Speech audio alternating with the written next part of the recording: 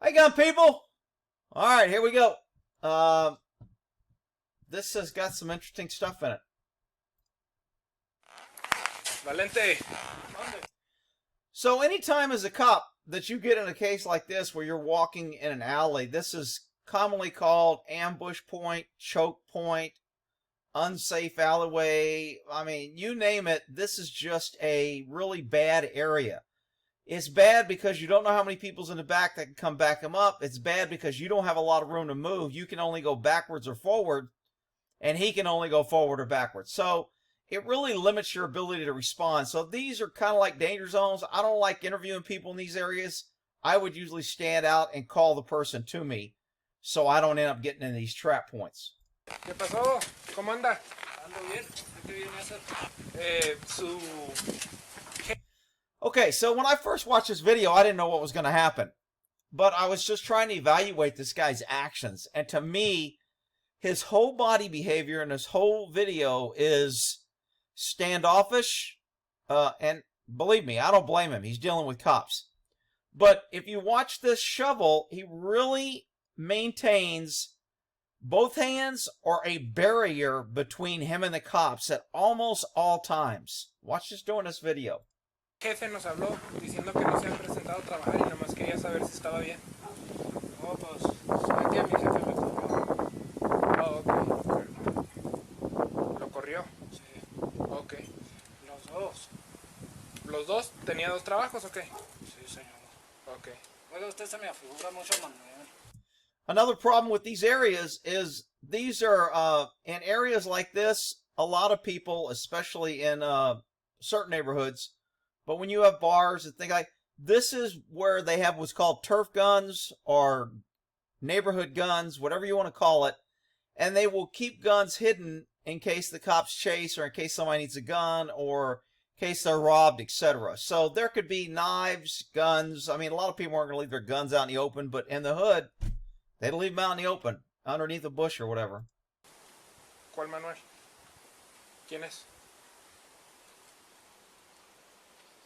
Sí, se me afigura mucho, Manuel. ¿Quién es Manuel? He never lays down his shovel. Who thinks it's kind of odd that a person would be going in their house with a shovel? Did anybody kind of go, why is he carrying a shovel in the house? I was. Espérese.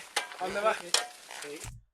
So he stops, and again, the shovel goes between him and the cops. I also noticed when I was reviewing this that the guy had an unusual stance. He wasn't standing normal. It's like he's relaxed and he's leaned against here, but he's not really relaxed. ¿Qué? Trae una orden para entrar. No, no voy a entrar a su casa. Como le dije, nomás estábamos... Nomás...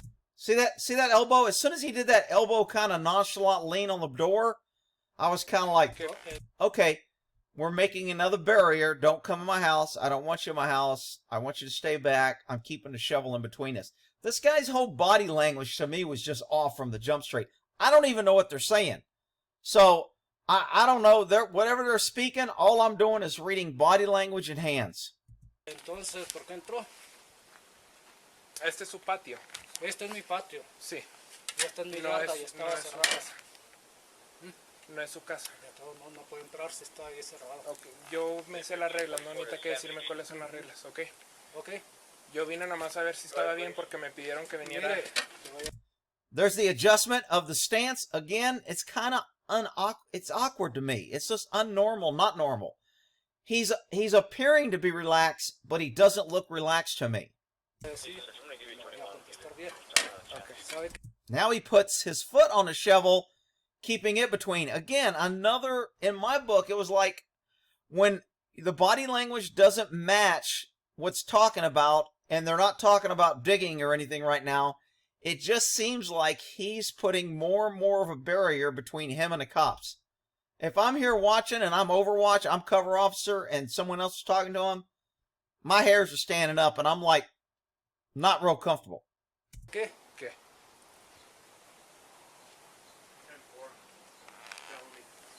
He does? Okay, Valente. Tiene una orden de arresto. Okay, I think I heard arresto, which means you're going to jail. I know adios el carro means say goodbye to your car, I'm towing it. And arresto, you're going to jail. So maybe I'm wrong, but that's just like my street Spanish. Sí sabe eso, Pues ¿no? a mí no me ha llegado la orden de arresto. Ok. Por escrito, ni nada. Pues I'm assuming they're telling me he has an arrest warrant. I haven't read it yet. I'll go down and read it here in a second. le estamos avisando que tiene una orden de arresto. Pues sí, pero es para... Now, I want you to watch this cop here, because I think he's doing a pretty good job. He's kind of like standing, like relaxed and not like he's ready to move, but his eyes are on this guy and his hand's on his gun. I've said that forever. Anytime I contacted him, my hand was always on my gun. Hell, I'd be talking to my boss and my hand would be on my gun. I got very comfortable knowing where my gun's at all times, and it was a good resting spot for my hand. It just made me feel warm and fuzzy. I know somebody's going to be out there, you were a bootleg, you're just trying to intimidate this. And I've had people complain that cop talked to me, he had his gun on his hand on his gun all the time. They'd be like, that's just Gory. He's always got his hand on his gun. That's just normal for him. So to me, I think that's a good habit, but this cop is doing it. I don't know if it's habit or if it's intentional. I think he's kind of sensing something's up. It's kind of hinky. I think they already told him he's got an arrest warrant, and they're kind of talking him into submitting to the arrest warrant. I think what's going on. El 29 de abril cuando yo tenía la corte. No, no le estoy diciendo, no estoy diciendo que es algo para que se presente a la corte. Es una... See his hand, his fingers are down on his holster, and it looks like he's just resting his hand on that holster. He's not. It makes it quicker. That's one less step he's got to do to find his gun in case he has to draw his gun. Una orden de arresto. Oh, yo Necesita... tengo aquí unos papeles que parecen falsos. Ok, De lo que me han mandado y de lo que me han estado haciendo. ok. Y This is also a good position for the officer because his door's here.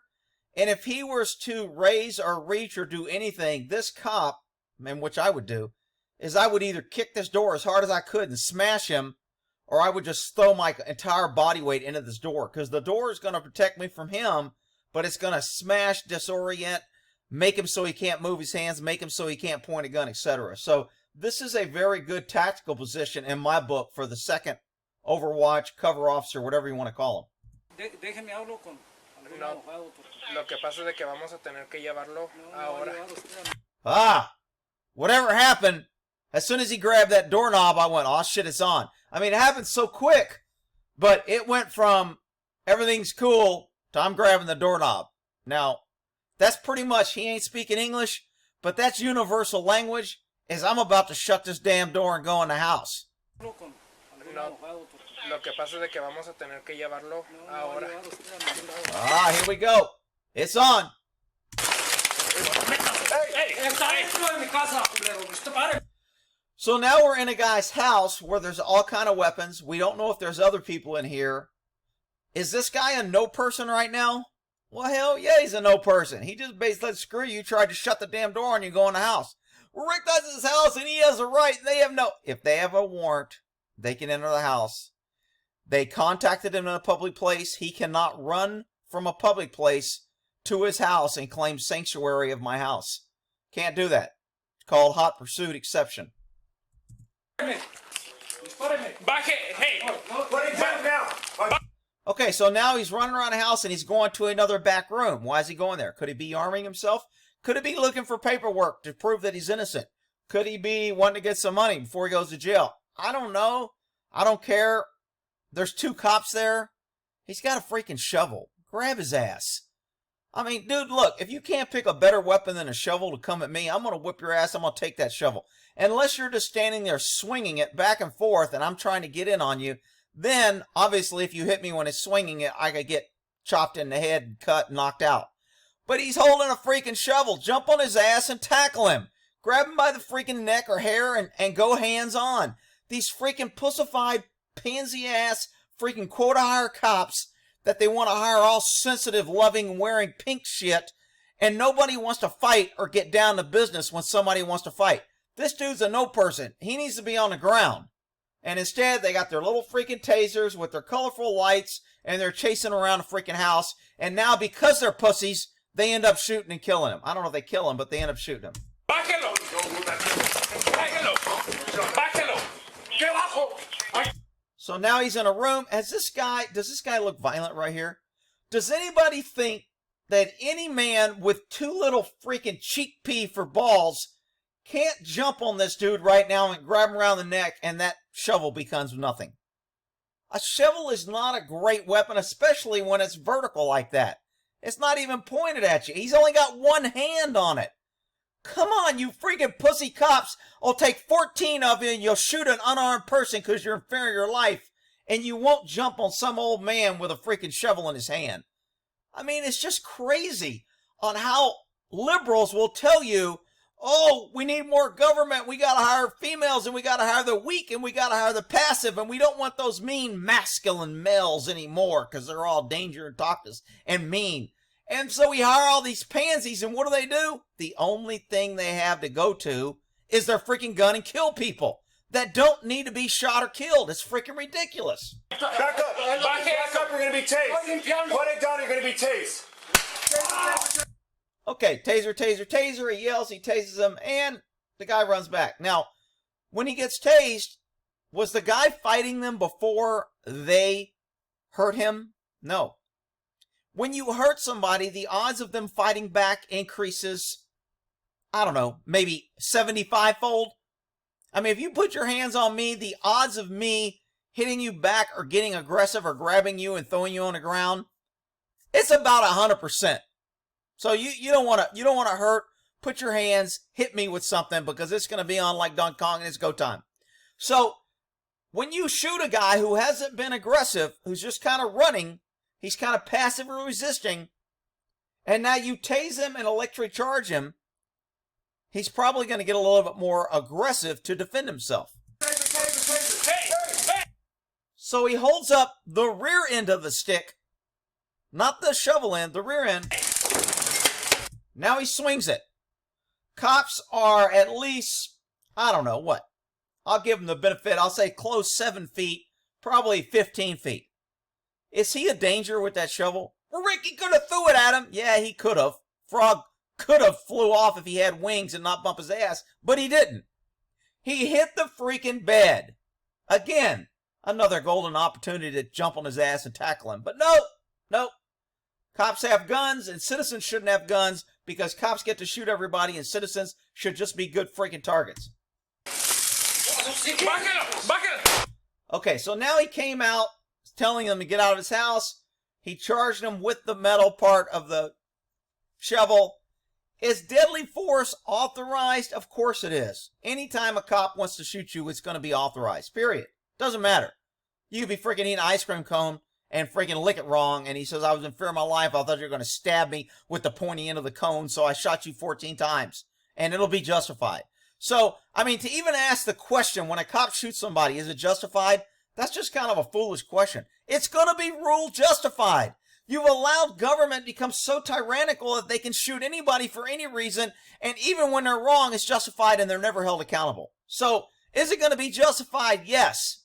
Morally, in my book, I think this is a pussy-ass shoot. And the guy's turning his back. He's dropped it. They're still shooting. Multiple rounds.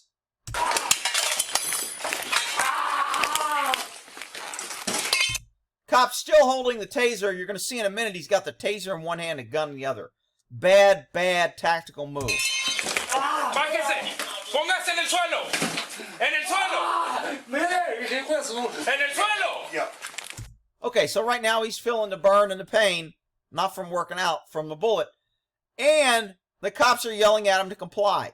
People who are in pain and hurting after they're shot, here's a tip for all you boys in blue with your blue line flag flying, desecrating the American flag so you can have your own gang symbol. Here's a tip for all you boys in blue. When somebody's bleeding and been shot and they're hurt and they're screaming in pain, they're probably not going to be able to listen and they're not going to comply with your instructions. Just a clue from some dumbass cop from 30 years ago, but whatever.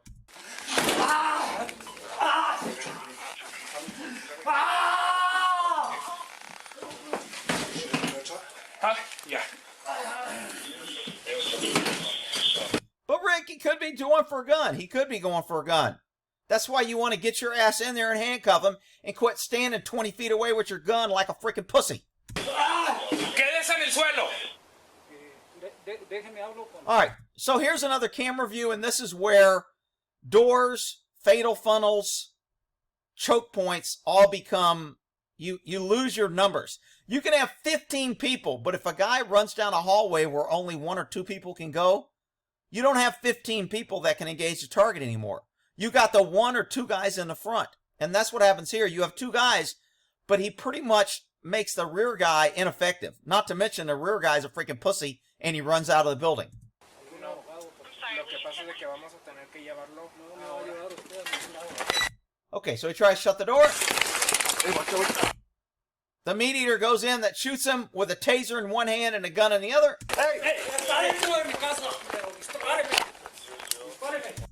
So his gun's out of the holster. He has a taser and a gun in one hand. I've talked about inner limb interaction. It's when one hand does something, the other one does it. If I throw you something in one hand, your other hand clenches. If I grab you with one hand and my finger's on the trigger and I've got a gun in the other hand, when I squeeze your arm with one hand, my other hand will squeeze the trigger. Inner limb interaction, the limbs act together.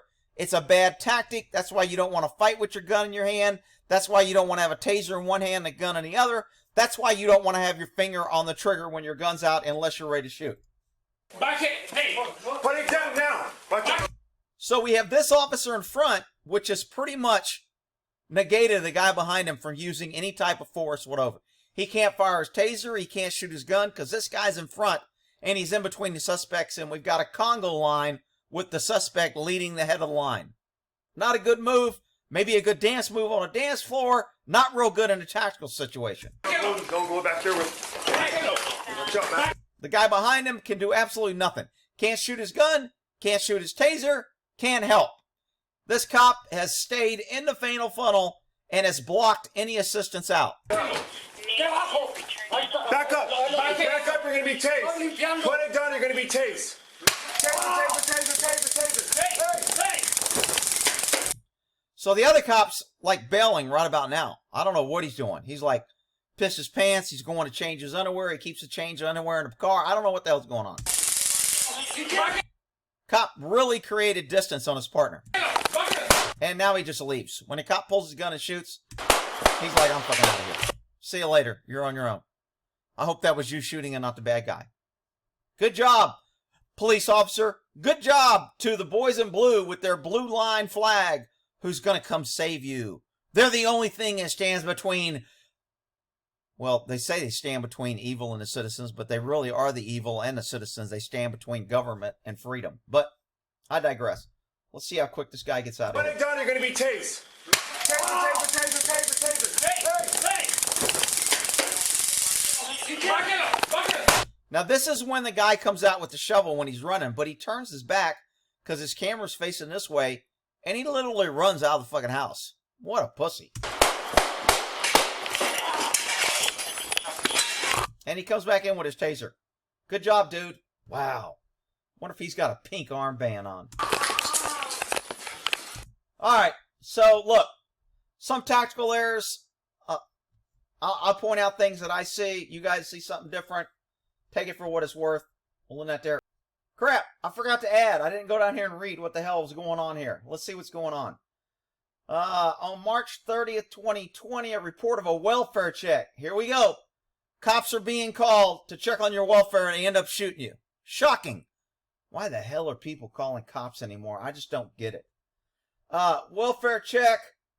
The caller told the operator Valencia had not been heard from 4 or 5 days. Good job, whoever called. You got his ass shot.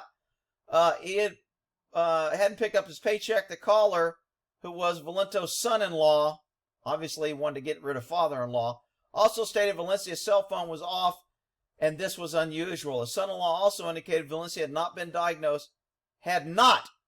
diagnosed with a mental health issue, and it was unknown if drugs or alcohol or weapons were involved.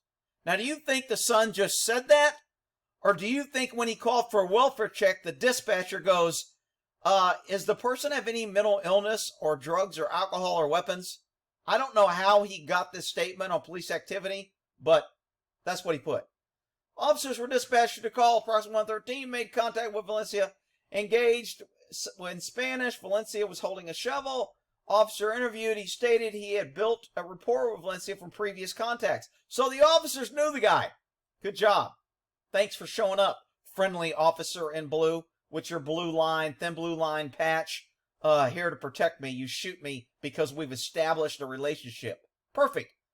Let's see. While discussing the reasons for the call, Valencia officers checked Valencia, and he had an outstanding warrant. Well, here's a major problem right here. Why the hell is your lazy-ass dispatch not running people that you're going to call for? And if your dispatch isn't doing it, as a cop worth your salt, if I know who I'm contacting, I'm running him for freaking warrants. I want to know if I can arrest him or if he has a warrant, because that gives me leverage to control the scene. That gives me ability to go, dude, got a warrant. Let's not make this a big deal. You got called. We're here to check on you. If you're okay, we're leaving. Go take care of your warrant. That gives me leverage to control the situation. So, again, government failure on the dispatcher, hired government employee, making money, benefits, working for the thin blue line, has a blue line, thin blue line flag on her car. She doesn't do her freaking job. The cops show up and don't do their job till they're there.